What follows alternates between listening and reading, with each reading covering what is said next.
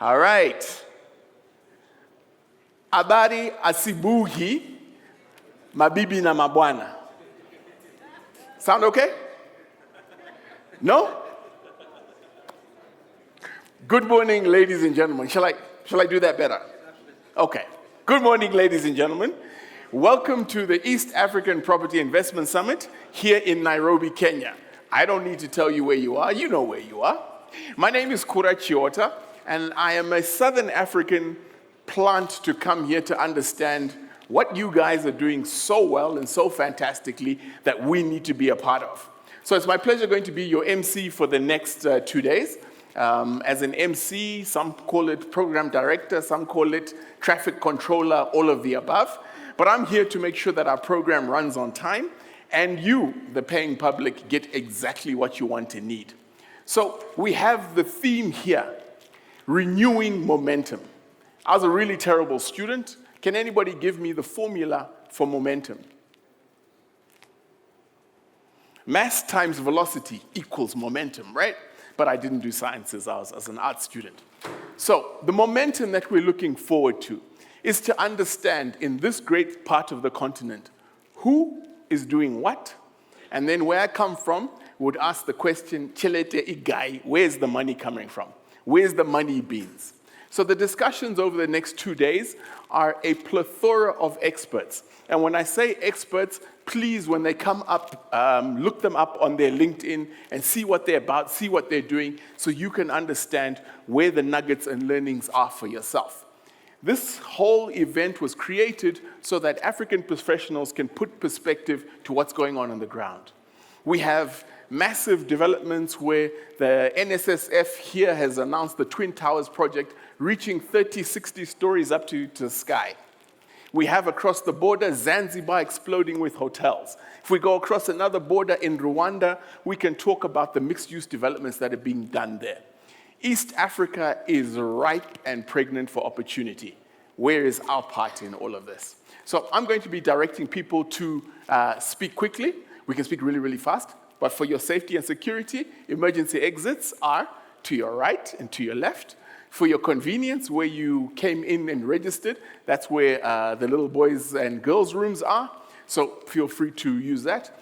We're going to be taking our breaks in the room next door. Our exhibitors have put together amazing presentations. Meet them, engage them, and understand what the product is. Maximize the value that you're going to extract out of this.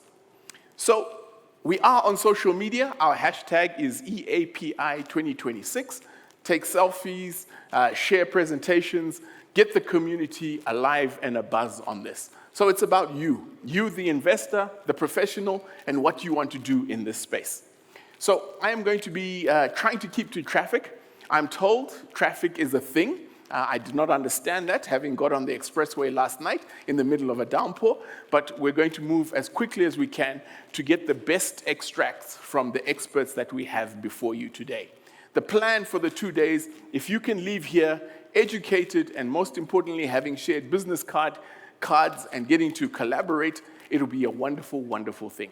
So, ladies and gentlemen, less from me. I'm going to invite our headline sponsor to come up and give a warm welcome and address. So it's a pleasure to welcome to the stage Mr. Samuel Kariuki.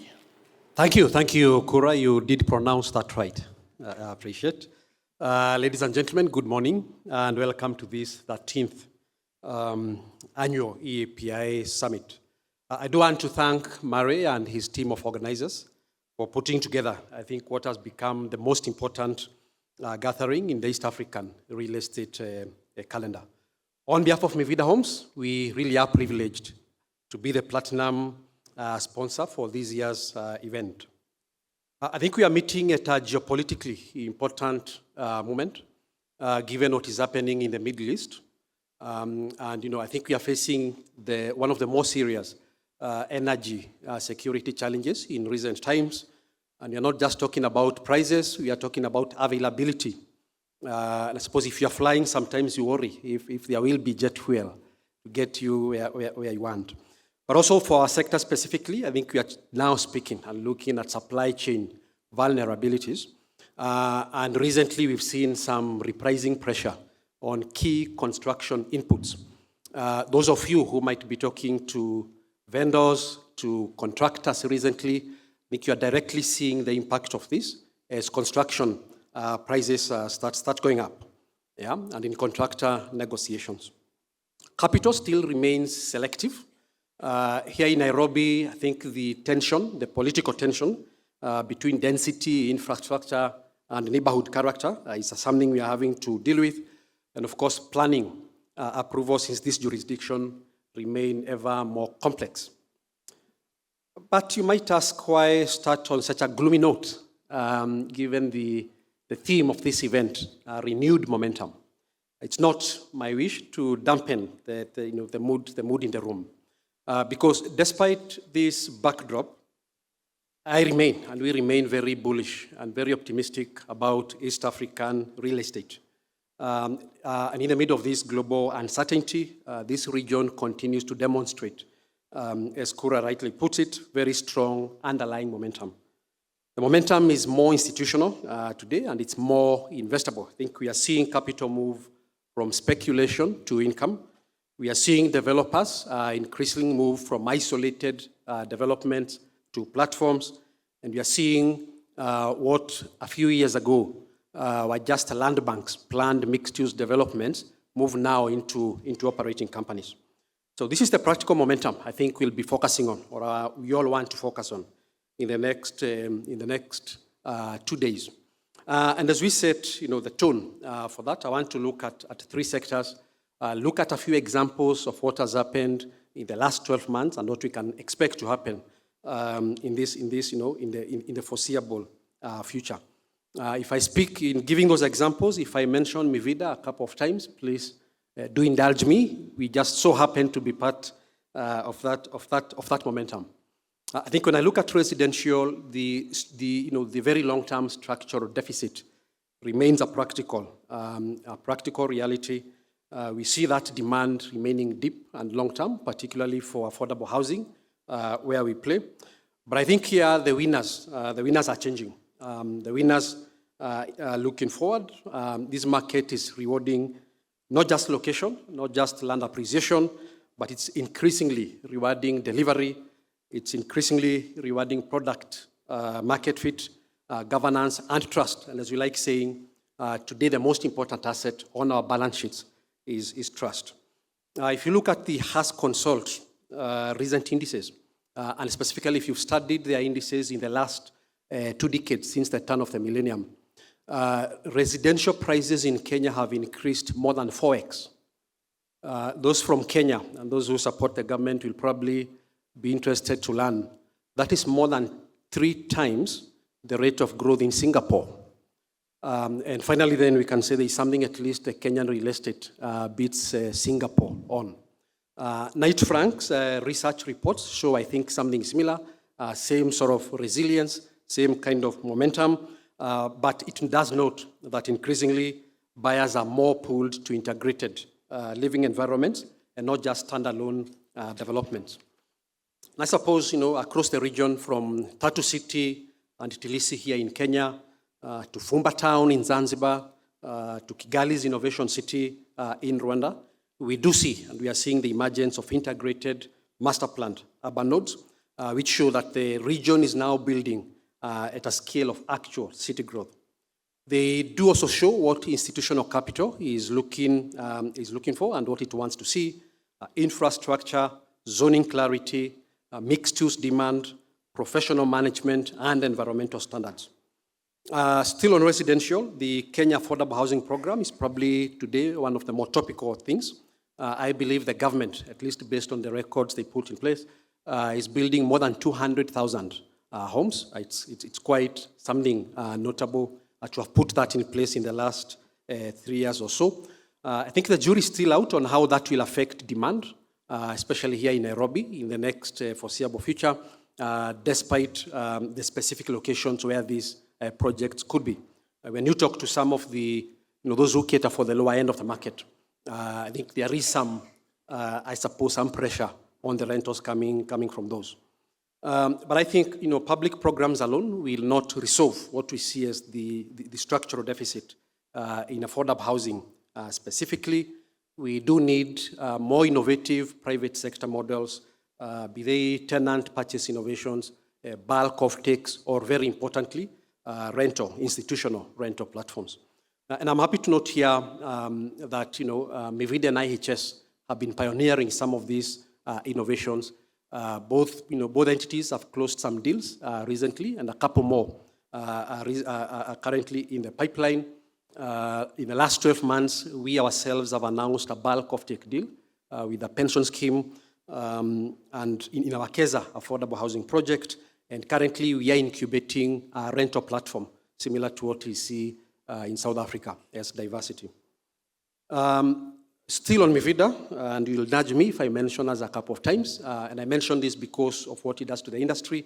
If you follow the story of the company, last year, Actis successfully exited the company. And I think this is not just about one company or about Mivida specifically, it's what it shows. It does demonstrate that global institutional capital can incubate residential platforms here in Africa, and that ownership can transfer to local capital, local institutional capital, which can then own and scale this platform. It does show global capital that there are clear exit paths for institutional residential platform in our market. I think when I look at logistics as the second area of momentum, I would say here man of the moment is Raghav. I'm not sure if Raghav has come yet. I want to congratulate Raghav and team for ALP's successful income retrace. I would probably call it one of the most significant capital market development here in East Africa. There are 35 million IREIT raise, I understand was more than 100%, about 115% oversubscribed. It is today the only or the first industrial income IREIT. So Raghav, I'm sure throughout this summit will be in very high spirits as man of the moment. But I think that kind of transaction does give us, as East Africans, a practical template on how we can recycle development capital into long-term ownership vehicles. Similar momentum to be seen in hospitality. I won't dwell much on it. I think there are panels on hospitality, given what is happening in Zanzibar. I think there we see a lot of momentum in that intersection between residential and hospitality. Commercial office, not to be left behind. In the last 12 or so months, we've seen an interesting transaction where the Batian Property Fund acquired the Cube office block from Innova Properties. And again, this does show the potential and what we really need to see in this market. Pension funds moving into acquisition of stabilized commercial assets like that. So congrats again to the teams involved. I suppose when you look at all these capital flows, what are they telling us? Obviously, our real estate cannot scale by purely depending on developers' equity and debt alone. This market, or the wider regional market, is in need of more REITs, is in need of more property funds. It's in need even more of more pension participation and more takeout financing, and very importantly, more platforms that can separate development risk from long-term ownership. And I think here, interestingly, the pioneer in innovation has been the government of Kenya.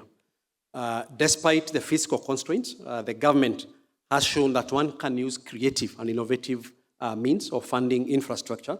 They've been in the market with some securitization programs that are funding their current infrastructure rollout and being able to demonstrate the use of future flow financing as a part of the infrastructure toolkit. Recently, I think the Kenya National Infrastructure Fund is in the early stage of formation to try to pull in capital from DFIs, PE, and the likes. And I mention this because of the input to us. Here in East Africa, just like elsewhere, infrastructure is a key driver of property values. In fact, I like to say infrastructure policy is real estate policy. And I suppose there then, the same momentum the government is showing, we should as well be able to replicate that kind of innovation. Where does this leave us as developers? I believe the next phase in East African real estate will award 4 things. Number one, execution credibility, capital discipline, Operating capability, and especially as asset management, takes the same significance as development itself. And the last point there would be social license. And as I finish, I want to talk about social license, a key reality in this particular city, and I believe elsewhere in East Africa. We are seeing a lot of tension between developers and the neighborhood associations. And evidently, density, urban density is, we are densifying faster than infrastructure can keep up, or than planning can keep up. That's a reality, and it's what it is. And I suppose it doesn't mean neighborhood association have this mentality of not in my neighborhood. It doesn't mean that we as developers are just being unnecessarily aggressive. And obviously the solution is not to stop developing. Nairobi definitely cannot remain a low-density city as the population grows. We certainly do need, better local area plans, clearer zoning, and infrastructure planning that is more proactive. And as I like saying on this particular debate, density is not the enemy. What is the enemy is badly planned density. So, ladies and gentlemen, I think the market is sending us a very clear message that capital is available, but it's certainly more demanding. Demand is strong, but customers are more discerning. The government is active, but the public balance sheets are constrained, and hence the innovation we are seeing in securitization. Obviously, urbanization and densification is inevitable, but quality is not that guaranteed. It means our industry has to become more practical, more transparent, for it to become more investable. As I finish, because I can see Kura is on that expressway to ask me to leave, I close by saying that the opportunity in East African real estate remains extraordinary. We remain very bullish about it. The next decade will reward execution over speculation, operating capability over land banking, and partnerships over fragmentation. The cities we are building today will shape how hundreds of millions of Africans live, work, and prosper. That, I suppose, is our responsibility as key stakeholders in this space and the opportunity before us. So I'm looking forward to great engagements between all of us in the next 2 days, and I wish all of us a productive summit. Thank you very much.